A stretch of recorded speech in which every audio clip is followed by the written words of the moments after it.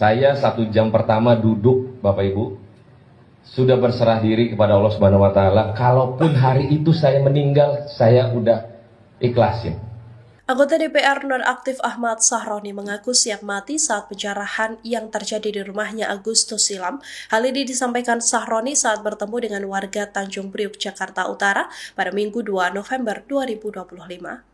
Di hadapan warga, Sahroni mengungkap detik-detik dirinya kabur dari rumah melalui plafon setelah bersembunyi di kamar mandi. Sahroni mengaku bingung pasalnya massa yang menjarah rumahnya tak hanya menggasak barang-barang berharga, namun juga mengambil barang-barang pribadi yang tak bisa dihitung secara materi seperti halnya foto keluarga. Sahroni mengaku telah memasrahkan segalanya kepada takdir saat hari kejadian. Ia juga mengaku ikhlas jika memang harus meregang nyawa dalam peristiwa tragis tersebut. Sahroni dalam ceritanya mengatakan bagaimana perjuangannya menyelamatkan diri dari amukan massa penjarahan. Secara gamblang, Sahroni mengaku saat rumahnya disatroni massa, ia tengah bersembunyi di dalam kamar mandi. Anggota DPR nonaktif ini kemudian bersembunyi di atas plafon, namun tempat persembunyiannya ini justru nyaris menjadi celaka. Beban tubuhnya ternyata terlalu berat untuk ditahan dengan plafon tersebut. Kebayang nggak? Kolor diambil, gosok gigi diambil.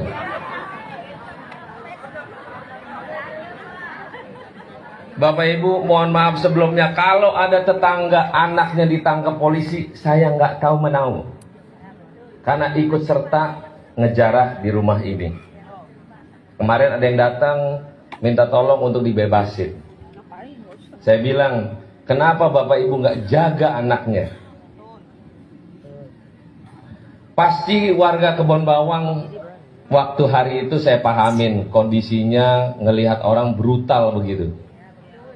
Saya 1 jam pertama duduk, Bapak Ibu, sudah berserah diri kepada Allah Subhanahu wa Ta'ala. Kalaupun hari itu saya meninggal, saya udah ikhlasin.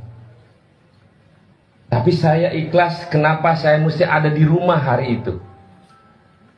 Itulah hidup di jalan ujian yang kita nggak tahu kapan dan di mana terjadi oleh siapapun. Jadi ada 3 orang Bapak Ibu menghampiri di kamar mandi, ngelihat saya dan bertanya sama saya. Kebetulan muka saya kasih debu, dan sebelumnya saya ngumpet di atas plafon. Plafonnya nggak kuat, saya jatuh. Akhirnya plafonnya saya hancurin sekalian, tapi pintu kamar mandinya saya buka. Kalau Bapak Ibu tahu, saya kayak main film, dramanya luar biasa.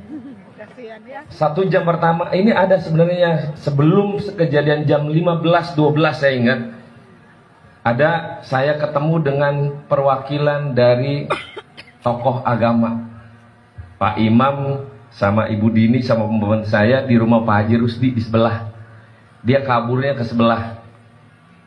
Terima kasih Pak Haji Rusdi. Mana Pak Haji Rusdi? Terima kasih Pak Haji sama istri yang telah menerima imam, istri dan pembantu saya di rumah sebelah. Saya dalam keadaan hari itu tidak percaya sama satu orang pun. Saya menyelamatkan diri sendiri dalam keadaan di kamar mandi. Banyak orang gak percaya, dibilang bahwa lu gimana mau ngumpet di kamar mandi, itu betap lu aja ke bawah katanya. Bapak Ibu, kolor aja saya diambil, segala macam. Kenapa saya baru hadir pagi hari ini? Semua orang membenci saya, semua orang mencari saya. Bapak Ibu, saya alhamdulillah tidak korupsi. Tapi dianggap rumah ini adalah duit rakyat dari hasil pajak. Saya yakin tuh orang-orang yang teriak itu boro-boro bayar pajak. Pasti nunggu sembako juga. Sayang Bapak Ibu,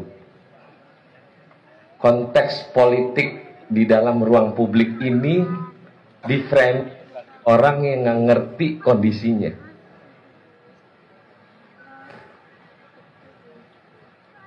Ini kalau nggak ditutup sama terpal, omongannya ya Allah ya Tuhan.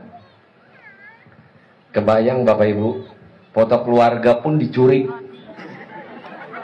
Pertanyaannya buat apa coba? Oke lah, barang lain ambillah, silakanlah. Foto keluarga diambil. Itu buat apa gitu?